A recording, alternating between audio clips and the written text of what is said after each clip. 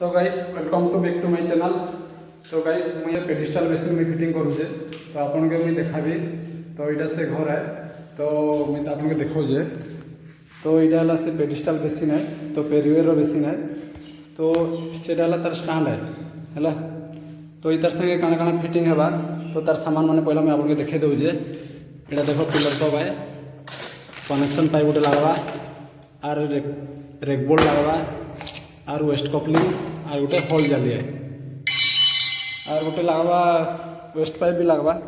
तो यहाँ बेसिन रे वेस्ट पाइप लगवा तो यहाँ बेसिन तो बेसिन रे एतकी जिनिस फिटिंग है तो ये बेसिन टा हम हे देखिया फिटिंग है।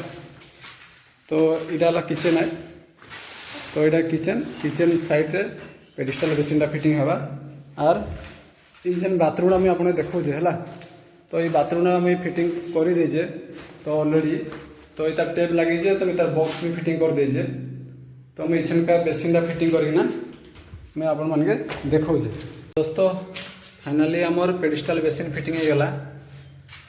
तो यहाँ तार पिलर को है तो स्वानिक वाला तो यहाँ पेडिस्टल है बेसिन पेरिवेर रो।